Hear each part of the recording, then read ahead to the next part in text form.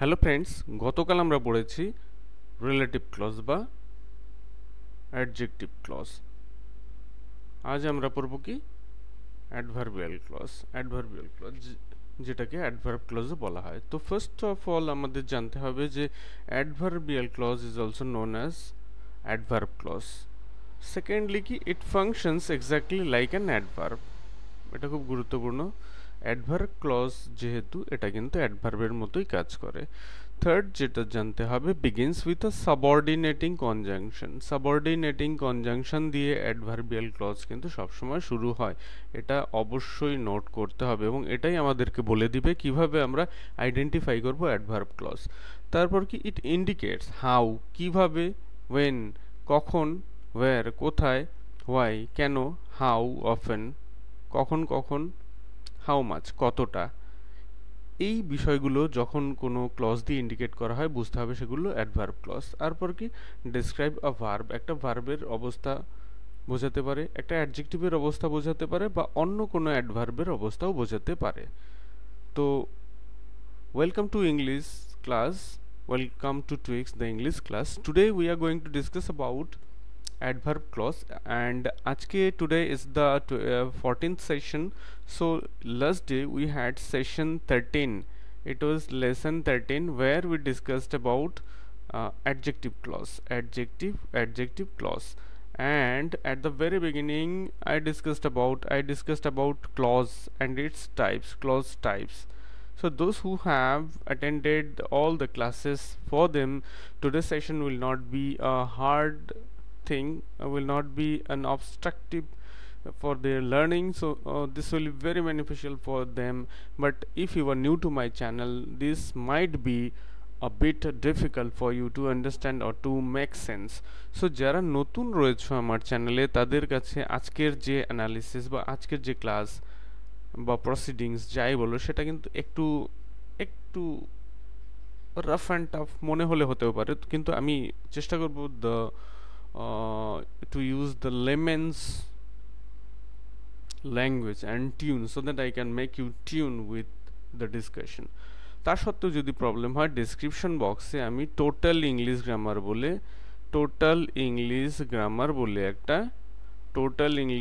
বলে একটা লিঙ্ক দিয়ে দিয়েছি, সেখানে সমস্ত আগের ভিডিওগুলো দেখে নিতে পারবে। তো চলো আমরা চলে যাই আজকের ভিডিওর মূল অংশে। তো প্রথমে আমি তো বলে নিয়েছি যে অ্যাডভার্বিয়াল ক্লজ, এখানে সেটাকে অ্যাডভার্ব বা অ্যাডভার্বিয়াল ক্লজ এই দুটোর মধ্যে কিন্তু কোনো ডিফারেন্স নেই, একই জিনিস দুটো নামে কিন্তু বলা হয় বা অভিহিত করা হয়। সেকেন্ডলি আমরা যেটা জানবো, ফাংশনস এই অ্যাডভার্বিয়াল ক্লজ কিন্তু অ্যাডভার্ব হিসাবে কাজ করে। থার্ডলি কি একটা সাবঅর্ডিনেটিং কনজাংশন কিন্তু অবশ্যই লাগছে, সেটা জানবো। তারপর কি হাউ, হোয়েন, ওয়্যার এই সেন্সগুলো বোঝাবে, অর্থাৎ কিভাবে মানে manner, adverb of manner, when কখন, টাইম, ওয়্যার কোথায়, প্লেস, হোয়াই কারণ, reason, how often frequency, and how much কতটা, কোয়ান্টিটি, এগুলো বোঝানোর জন্য বা এগুলোই কিন্তু বোঝায় অ্যাডভার্ব ক্লজ দিয়ে। তারপর কি একটা অ্যাডভার্ব কিন্তু অ্যাডভার্বের নামেই বোঝা যাচ্ছে এর সাথেই ভার্ব কথাটি রয়েছে, এ ফার্স্টলি মেইনলি ভার্বকে ডিনোট করে, কিন্তু ভার্বের পাশাপাশি এটা কিন্তু একটা অ্যাডজেক্টিভকেও ডিনোট করতে পারে। আর অ্যাডজেক্টিভের সাথে সাথে একটা অ্যাডভার্ব কিন্তু অন্য একটি অ্যাডভার্বকেও ডিনোট করতে পারে বা ডেসক্রাইব করতে পারে। তো ফার্স্ট অফ অল চলো আমরা দেখব সাবঅর্ডিনেটিং কনজাংশন। সাবঅর্ডিনেটিং কনজাংশন, এখানে দেখো আমি একটা ডেফিনেশন দিয়ে দিয়েছি, যদিও আমি ক্লিয়ারলি সেটাকে ডেসক্রাইব করব। A subordinating conjunction is a word. A subordinating conjunction is a word that links. So subordinating conjunction কে আমরা বলতে পারি লিঙ্কার, লিঙ্কার্স বা কানেকটিভস। কনজাংশন মানেই জানো কানেকটিভস। তো সাবঅর্ডিনেটিং কনজাংশনকে আমরা লিঙ্কারও বলতে পারি বা কানেকটিভসও বলতে পারি। এই কানেকটিভস দ্যাট লিঙ্কস মানে যোগ করে দ্য সাবঅর্ডিনেট ক্লজ, যেটাকে ডিপেন্ডেন্ট ক্লজ বলা হয়, তার সাথে কি ইন্ডিপেন্ডেন্ট ক্লজকে আবার কি বলা হয়, মেইন ক্লজ। এগুলো যারা আগের ক্লাসগুলো অ্যাটেন্ড করেছো তাদের কাছে নতুন কিছু না, কিন্তু আজকে যারা নতুন তারা ইন্ডিপেন্ডেন্ট, সাবঅর্ডিনেট ক্লজ এগুলো নিয়ে একটু প্রবলেম হতে পারে। কিন্তু সাবঅর্ডিনেটিং কনজাংশনের একটা আমি চার্ট দিয়ে দিয়েছি বা একটা লিস্ট দিয়ে দিয়েছি, সেগুলো দেখলে তোমরা একবারে বলে দিতে পারবে যে এখানে অ্যাডভার্ব ক্লজ ইউজ করা হয়েছে। প্রথমত after, while, how, till, although, if, unless, as, until, as if, যেন, he behaves as if he is the owner of the house, সে এমন ব্যবহার করে যেন সে এই বাড়িরই মালিক। In order that, when, as long as, lest, as far as, যাই হোক ওটা লেখা নেই এখানে, whenever, as much as, now that, where, as soon as, provided that, wherever, as though, since, because, so that, before, then, even if, that, even though. These are the linkers. These are the linkers or the connectives. Linkers or the connectives known as subordinating conjunction. These are known as subordinating conjunction এবং এগুলোই কিন্তু একটা সেন্টেন্সে এবং সেটা অবশ্যই complex sentence হবে, একটা কমপ্লেক্স সেন্টেন্সে অ্যাডভার্ব ক্লজকে ডিনোট করতে সাহায্য করে। তো আমরা একটা এক্সাম্পল দিয়ে আমি তোমাদেরকে ব্যাপারটা বুঝাচ্ছি।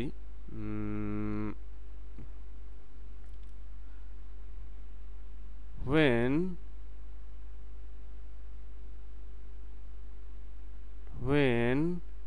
it was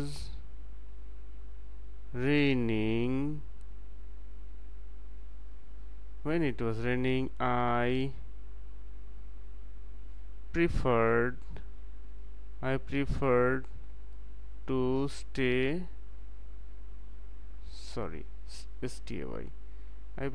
stay indoor মানে বাড়ির ভিতরেই থাকা। এখানে দেখো দুটো ক্লজ রয়েছে, একটা হচ্ছে when it was raining, আরেকটি হচ্ছে I preferred to stay indoor, আমি বাড়ির ভিতরে থাকাটাকেই পছন্দ করেছিলাম। দেখো এই পার্টটা হচ্ছে মেইন ক্লজ কেন, দেখো এখানে এই অংশটির সাহায্য ছাড়াই কিন্তু উইদাউট দ্য হেল্প অফ, এই প্রথম অংশ ছাড়াই এই অংশটি কিন্তু একটা অর্থ প্রকাশ করছে যে আমি বাড়িতে থাকাটাই সিদ্ধান্ত নিলাম বা আমি বাড়িতেই থাকলাম। কিন্তু এইখানে যখন আমরা পড়বো এখানে কিন্তু সাবজেক্ট রয়েছে, ভার্ব রয়েছে, but still when it was raining, যখন বৃষ্টি হচ্ছিল এই কথাটা যদি আমি বলি তারপরে কিন্তু তোমরা এক্সপেক্ট করবে যে এর সাথেও কিছু কথা রয়েছে। যখন বৃষ্টি হচ্ছিল আমি ছাতা নিয়ে বাইরে গেলাম, এটা হতে পারে। যখন বৃষ্টি হচ্ছিল মেঘ ডাকছিল, এটাও হতে পারে। যখন বৃষ্টি হচ্ছিল ইলেকট্রিসিটি ছিল না, এটাও হতে পারে। তো যখন বৃষ্টি হচ্ছিল এটা কিন্তু অর্থ কিন্তু পুরো প্রকাশ করে না। মনে হয় যেন এরপরে কিছু একটা সেন্স রয়েছে যেটা কিনা রিফ্লেক্ট করা অত্যন্ত জরুরি। যেই সেন্সটাই হচ্ছে এই অংশটি অর্থাৎ মেইন ক্লজ, একে বলা হয় প্রিন্সিপাল ক্লজ। আর হোয়েন দিয়ে যে অংশটি শুরু হয়েছে সেই অংশটি হোয়েন দিয়ে আমরা দেখো আগে দেখিয়ে দিয়েছি যে এই লিস্টে দেখো হোয়েন রয়েছে, হোয়েন, হোয়াইল এগুলো রয়েছে। সুতরাং হোয়েন দিয়ে যেহেতু এটা শুরু হয়েছে সো এটা অ্যাডভার্ব ক্লজ, এডিভি ক্লজ। কিন্তু যেটা তোমাকে বুঝতে হবে এটা কিভাবে কানেক্টিভ হিসাবে কাজ করে। দেখো এখানে একটি অংশ হচ্ছে ইট ওয়াজ রেনিং, বৃষ্টি হচ্ছিল, I prefer to stay indoor. দেখো পুরোপুরি আলাদা দুটি সেন্টেন্স। জয়নিং এর ক্ষেত্রে তোমরা জেনে থাকবে ইট ওয়াজ রেইনিং। দুটো সেন্টেন্সের মধ্যে কিন্তু কোনো সম্পর্কই নেই। যদি হোয়েনটাকে আমরা বাদ দিই, আই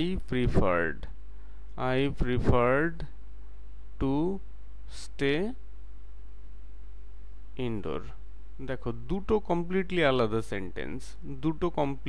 আলাদা sentence, there is no friendship between them, কোনো রিলেশন নেই, শুধুমাত্র একটা ওয়েন।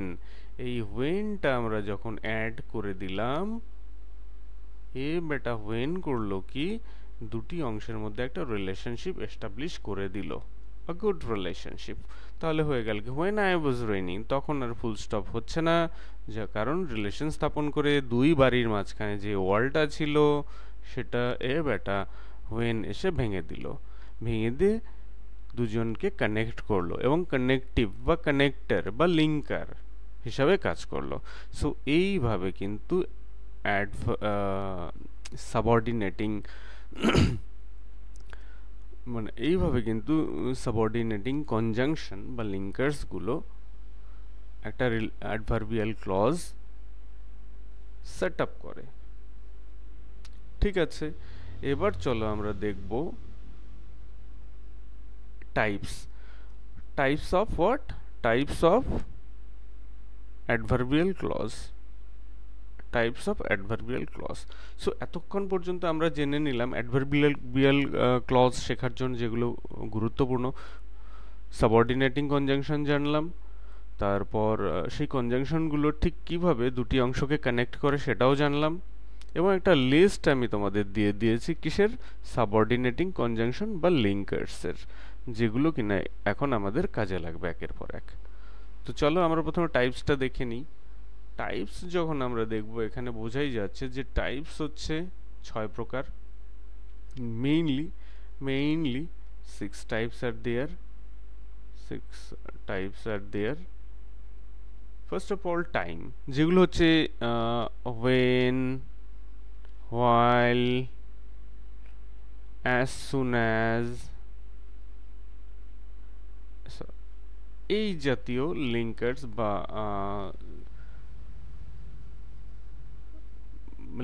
বা কানেকটিভস দিয়ে যে ক্লজগুলো হয়, তারপর place, where, wherever, etcetera.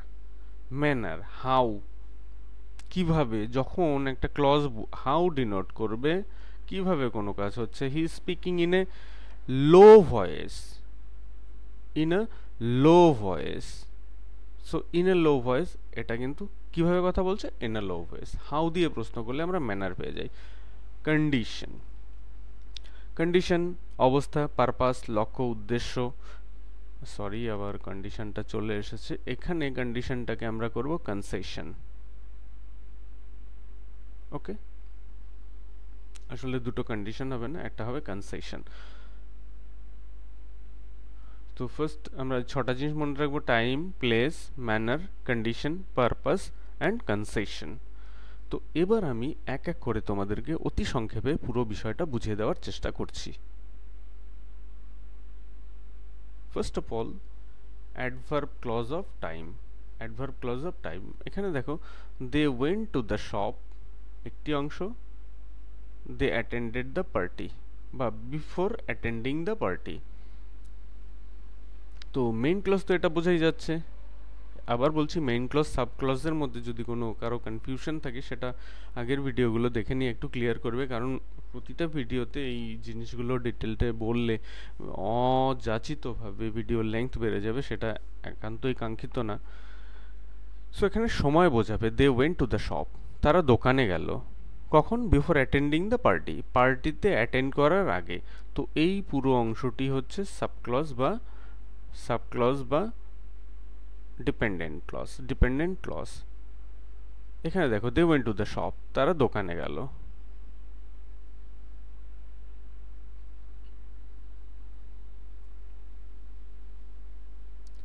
They went to the shop before attending the party.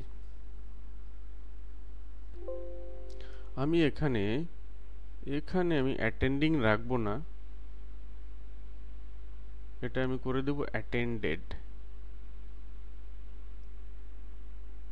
তাহলে দুটো অংশ রয়েছে, একটা হচ্ছে তারা দোকানে গেল, আর একটা হচ্ছে কি পার্টিতে। হয়তো পার্টিতে যাওয়ার জন্য কোনো গিফট, স্টাফ বা অন্য কিছু কিনবে, তার জন্য তারা প্রথমে দোকানে গেল। কখন দোকানে গেল? পার্টিতে যাওয়ার আগে। তো এই বিফোর দিয়ে কিন্তু সময় বোঝাচ্ছে। They went to the shop, তারপর বিফোর দে, এখানে দে কথাটিও অ্যাড করতে হবে, before they attended the party, তাহলে তারা পার্টি অ্যাটেন্ড করার আগেই তারা কিন্তু দোকানে গেল। সো কমপ্লেক্স সেন্টেন্স এই বিফোর দিয়ে, তো কখন দোকানে গেল, ওয়েন দিয়ে আমরা প্রশ্ন করলে কিন্তু এই সাবঅর্ডিনেট ক্লজ পুরো অংশটিকে কিন্তু আমরা পাই। when they went to the shop before attending the party. So এটা একটি clause because more than one words are there, একের বেশি words রয়েছে, first thing. second thing কি হচ্ছে, এটা একটা লিঙ্কার বা কোঅর্ডিনেটিং কনজাংশন দিয়ে স্টার্ট হয়েছে, সেটা হচ্ছে কি বিফোর, ওই লিস্টে দেখবে বিফোর রয়েছে, বিফোর আফটার রয়েছে। থার্ডলি কি, আমরা যদি মেইন ক্লজকে when দিয়ে প্রশ্ন করি তাহলে আনসার হিসাবে কিন্তু ওই সাব ক্লজের পুরো অংশটি পাওয়া যায়। They went to the shop, when did they went to the shop? Before attending the party or before they attended the party. তো এখানে কিন্তু সাব ক্লজের মাধ্যমে কি বোঝাচ্ছে, অ্যাডভার্ব ক্লজ অফ টাইম বোঝাচ্ছে, অ্যাডভার্ব ক্লজ অফ টাইম কিন্তু denote করছে। আমি আরেকটা এক্সাম্পল দিচ্ছি for your better understanding.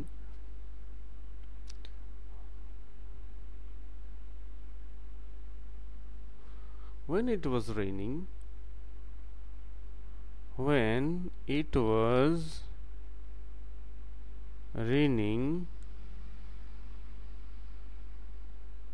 I went out with an umbrella. যখন বৃষ্টি হচ্ছিল, দেখো এখান থেকে when they অলরেডি শুরু হয়ে গেছে, কানেক্টিভ কিন্তু শুরুতেই কাজ শুরু করে দিয়েছে। when it was raining, যখন বৃষ্টি হচ্ছিল I went out with an umbrella, আমি বাইরে গেলাম একটা ছাতা নিয়ে। তো আমি কখন বাইরে গেলাম ছাতা নিয়ে, এটা আমি I went out with an umbrella complete sense প্রকাশ করছে। সো এটা হচ্ছে প্রিন্সিপাল ক্লজ বা একে আমরা মেইন ক্লজও বলবো। তাহলে কখন আমি বাইরে গেলাম ছাতা নিয়ে, যখন বৃষ্টি হচ্ছিল। এই পুরো অংশটিকে কিন্তু যদি আমরা মেইন ক্লজকে when দিয়ে কোশ্চেন করি আনসার হিসাবে কিন্তু এই সাবঅর্ডিনেটিং ক্লজটি পাই।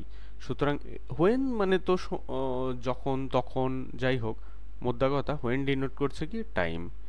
তাই when it was raining, when, after, before, as soon as, no sooner than, এগুলো সবগুলোই কিন্তু ইন্ডিকেটিভ অফ টাইম ইন্ডিকেট করছে, মানে এগুলো হচ্ছে অ্যাডভার্ব অফ টাইম। তো আমার মনে হয় ব্যাপারটা তোমাদের অনেকটাই বোধগম্য হয়ে গেছে। অসুবিধা হলে কমেন্ট করবে, আমি চেষ্টা করব সেগুলো শর্ট আউট করার। নেক্সট দেখো প্লেস, সময়ের মতোই প্লেস মানে জায়গা বোঝাবে, এই নিয়ে তো কোনো দ্বিমত থাকারই কথা না, খুবই প্লেন জিনিস। আর প্লেস এগুলো ওয়্যার এভার এগুলো থাকলেই বোঝা যাচ্ছে, এ নিয়ে আর আমি বেশি কিছু বলবো না, কারণ এটা সবচেয়ে ইজিয়েস্ট থিং।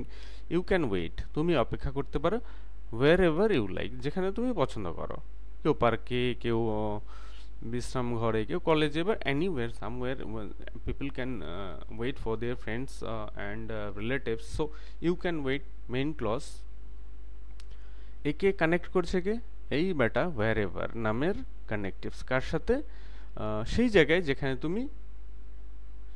তুমি মনে করো পছন্দ করো। তো স্টার্ট হয়েছে, এখানে কন্ডিশনগুলো দেখো, স্টার্ট হয়েছে একটা লিঙ্কার দিয়ে, সেটা যেমন তেমন লিঙ্কার না, কোঅর্ডিনেটিং কনজাংশন, একটা লিঙ্কার দিয়ে স্টার্ট হয়েছে। হোয়ার দিয়ে যদি আমরা প্রশ্ন করি মেইন ক্লজকে, তাহলে কিন্তু আমরা সাবঅর্ডিনেট ক্লজটিকে আনসার হিসাবে পাই। এবং এখানে মোর দ্যান ওয়ান ওয়ার্ডস রয়েছে, লাইক ফাইনাইট ভার্বস রয়েছে। সো সবগুলো কন্ডিশনই যখন ফুলফিল করছে, আমরা বলতেই পারি this is an example of adverb of place.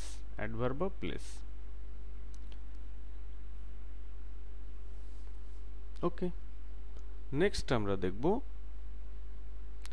Manner. আমি আগেই বলেছি অ্যাডভার্ব অফ ম্যানার বা অ্যাডভার্বিয়াল ক্লজ অফ ম্যানার আমরা হাউ দিয়ে প্রশ্ন করলে বা দেখলেই আমরা বুঝতে পারি কিভাবে কোনো কাজ হচ্ছে। এটা যদি কোনোভাবে বোঝায় কোনো লিঙ্কার বা কানেকটিভ দিয়ে শুরু হওয়া ক্লজের মাধ্যমে, তাহলে আমরা সেটাকে কিন্তু চোখ বন্ধ করে বলে দিতে পারি সেটা হচ্ছে অ্যাডভার্ব ক্লজ অফ ম্যানার। তো চলো এখানে যে এক্সাম্পলটি আছে সেটা একবার এক্সামাইন করে দেখা যাক। দে রিয়াক্টেড, তারা রিয়াক্ট করলো main clause, just like connective বা linker, just like I thought they would, যেমনটা আমি ভেবেছিলাম। তাহলে এখানে দেখো হাউ দিয়ে যদি প্রশ্ন করি, হাউ ডিড দে রিয়াক্ট, তারা কিভাবে রিয়াক্ট করলো, যেমনটা আমি ভেবেছিলাম। আনসার হিসাবে কিন্তু আমরা এই পুরো অংশটাই পেয়ে যাচ্ছি। সো এটা কিন্তু adverb of manner, adverb clause of manner. Adverb of manner যারা জানবে তাদের এটা একদমই জলভাত। সো আরেকটা আমি বলছি, she is speaking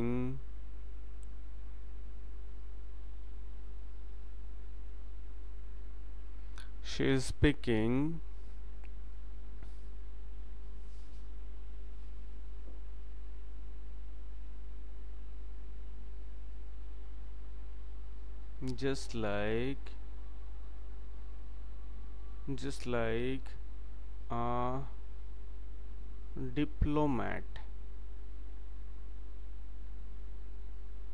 does.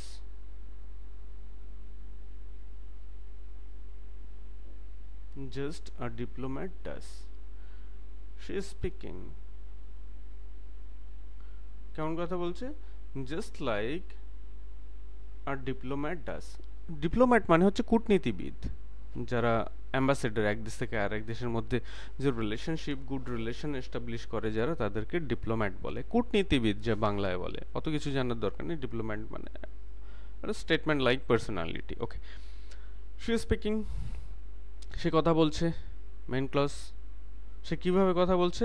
Just like a diplomat. How she is speaking, how is she speaking, how দিয়ে যদি আমরা মেইন ক্লজকে প্রশ্ন করি, শি ইজ স্পিকিং, সে কথা বলছে, কিভাবে সে কথা বলছে, তাহলেই just like a diplomat does, এটি হচ্ছে আনসার। প্রথম অংশকে আমরা যদি হাউ দিয়ে কোশ্চেন করি, দ্বিতীয় অংশ যদি আনসার হিসাবে পাই, তাহলে সেটা অবশ্যই কি হবে? Adverb clause of manner. এবং এটা হচ্ছে আমরা যখন বুঝে করব, কিন্তু যখন আমরা মানে ভাববো তুক্কা মারবো বা অত আমার সময় নেই বোঝার, তখন এই জাস্ট লাইক এই ক্ষুদ্র অংশটা দেখেই আমরা বলে দিতে পারি যে এটা অ্যাডভার্বিয়াল ক্লজ। তো অ্যাডভার্বিয়াল ক্লজ করতে কিন্তু কোনো বুদ্ধি লাগে না, শুধুমাত্র কতগুলো হিন্টস যদি মাথায় রাখা যায়, তাহলেই কিন্তু অ্যাডভার্বিয়াল ক্লজকে আমরা আরামসে করে ফেলতে পারি। এবার রয়েছে কন্ডিশন, শর্ত। এখানে কন্ডিশন মানে অবস্থাও বলতে পারো, but I prefer to say শর্ত। অবস্থাও হতে পারে, বাট এখানে অবস্থার মানে হচ্ছে সাবঅর্ডিনেট, অতটা গুরুত্বপূর্ণ না। We will go to picnic, আমরা পিকনিকে যাব, মেইন ক্লজ। এই নিয়ে তো কোনো প্রশ্নই আসে না। ইফ, শর্তটা কি? যদি দ্য ওয়েদার ইজ ফাইন, আবহাওয়া যদি, সাব ক্লজ। কিন্তু শর্ত বোঝাচ্ছে, শর্ত বোঝালে তো কন্ডিশন মানে হচ্ছে কন্ডিশন, তাই আমার বোঝাই যাচ্ছে, আমি আর কি বলবো? Adverb of condition. কোন শর্তে আমরা পিকনিকে যাব? যদি আবহাওয়া ভালো থাকে। এই ইফ, শুধু এই কথাটাই যথেষ্ট ডিক্লেয়ার করার জন্য যে এটা হচ্ছে adverbial clause of X Y Z condition. আমি এটা নিয়ে আর কিছু বলবো না। I will help you if you help me now, I will give you a pen if you give me something. I will be the part of the picnic party if you give me some concession. So these are the examples of adverb clause of condition. আমি এটা নিয়ে আর এগোচ্ছি না, এটা সবচেয়ে সোজা জিনিস। Next আমরা দেখব পারপাস, লক্ষ্য বা উদ্দেশ্য। অ্যাডভার্বিয়াল ক্লজ অফ লক্ষ্য উদ্দেশ্য। Sumit woke up early. Sumit main clause, সকালবেলা ঘুম থেকে ওঠে। উদ্দেশ্যটা কি? So that he would not be late for tuition. So that মানে হচ্ছে যাতে, যাতে উদ্দেশ্য যাতে দিয়ে বোঝাচ্ছে, ইন্ডিকেট করছে। এই শুধু সো দ্যাট দেখলেই আমরা বলে দিতে পারি এটা হচ্ছে অ্যাডভার্বিয়াল ক্লজ। কিন্তু আমরা যদি মনে করি না আমরা সো দ্যাট দেখে বলবো না, সো দ্যাট আমার জানা নেই এটা কি জানি না, তাহলে দেখতে হবে যে এ কোনো পারপাস ইন্ডিকেট করছে কিনা, কোনো লক্ষ্য বা উদ্দেশ্য জড়িত আছে কিনা মেইন ক্লজের সাথে। Sumit woke up early, Sumit তাড়াতাড়ি ঘুম থেকে উঠে পড়ে। তার উদ্দেশ্য কি বা লক্ষ্যটা কি? যাতে সে টিউশনে লেট না হয়। তো এই অংশটি হচ্ছে adverb clause of purpose. Next দেখো, আমি এটা ভুল করে কন্ডিশন লিখে ফেলেছিলাম টোয়েস, এটা আসলে হবে কনসেশন। কনসেশন মানে কিছু ছাড় বা কোনো কিছু হতে কিছু প্রবলেম থাকা সত্ত্বেও যদি আমরা সেটা সাফল্যের সাথে করে ফেলতে পারি, তখনই এটাকে আমরা ইউজ করি। যেমন ধরো দো, অলদো এগুলো ইউজ করা হয়। দো, অলদো এগুলো ইউজ করে কিন্তু অ্যাডভার্ব ক্লজ অফ কনসেশন করা হয়। যেমন অলদো ইট রেইনড, শুরুতেই কিন্তু যদিও বৃষ্টি হলো বা বৃষ্টি হচ্ছিল, we enjoyed the picnic party, আমরা পিকনিকটা উপভোগ করলাম। এখানে দেখো প্রথম অংশটি দেখো, অলদো দিয়ে শুরু হয়েছে মানে এটা সাব ক্লজ হবে, সাবঅর্ডিনেট ক্লজ হবে। আরেকটা বুদ্ধি বোঝার কি, এখানে দেখো মানে পুরোপুরি এক্সপ্রেস হচ্ছে না, কিন্তু যদিও বৃষ্টি হচ্ছিল। আমি যদি তোমাকে হঠাৎ করে তোমাকে বা তোমাদেরকে বলি যদিও বৃষ্টি হচ্ছিল, সিম্পলি কোশ্চেন করে তো কি বৃষ্টি হচ্ছিল তো কি হয়েছে, আরে কিছু তো হতে হবে যার সাথে রিলেটেড থাকবে, যে জিনিসটা থাকলে তবেই না অর্থ প্রকাশ করবে। সেটা হচ্ছে যদিও বৃষ্টি হচ্ছিল we enjoyed the picnic party. বৃষ্টি হওয়া সত্ত্বেও আমরা পিকনিক পার্টিটা এনজয় করেছি। সো এই পার্টটা হচ্ছে main clause.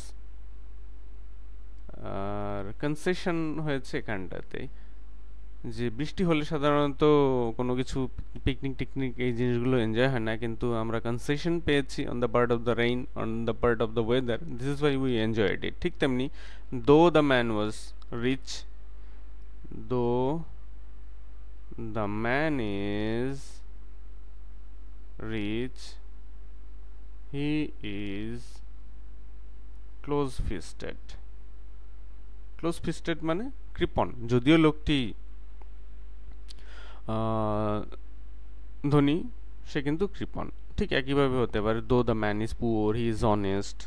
So this are all the examples of adverb clause. So I think today's session will help you to understand adverbial clause, and you will be able to implement them in your writing skill. এবং তোমরা তোমাদের writing skill develop করতে শুধু simple sentence লিখলে হয় না, একটা better writing skill লিখতে গেলে তোমাদেরকে কিন্তু কমপ্লেক্স সেন্টেন্স লিখতে হবে, that to in a good way, in a mannered way, in a simple and lucid style, but not uncouth manner. So thank you for watching the video, and those who are new to my channel, don't forget to subscribe it and stay tuned with me. So thank you again for watching the video.